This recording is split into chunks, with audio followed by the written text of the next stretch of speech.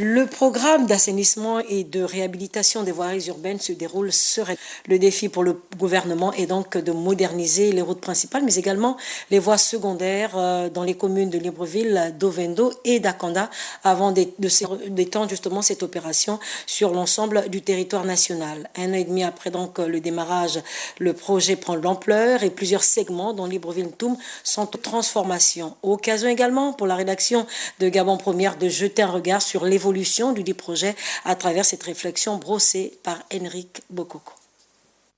Le titanesque chantier de réhabilitation des voiries urbaines du Grand Libreville avance assurément. L'opération avait été lancée le 15 novembre 2018 par l'ancien Premier ministre Emmanuel Isozengonde. Un projet qui suit son cours sous Julien Kouégué-Bécalé.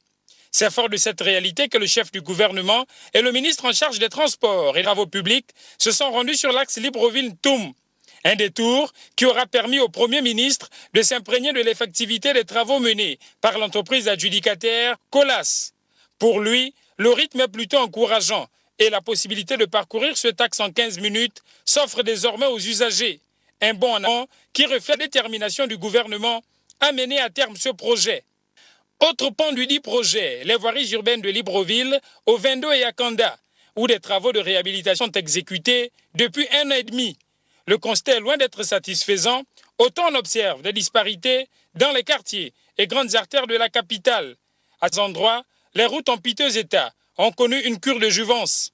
Pour d'autres bretelles, c'est l'option route en pavé qui est mise en avant. Ainsi, un accent particulier devrait être mis sur les routes secondaires qui, au fil du temps, se détériorent, notamment avec le ruissellement des eaux. L'opération de modernisation, d'aménagement et d'assainissement est évaluée à 65,6 milliards de francs CFA. Une enveloppe qui devrait être utilisée avec parcimonie afin d'assainir 122 voiries dans le Grand Libreville. Le projet est financé par United Kingdom Export Finance.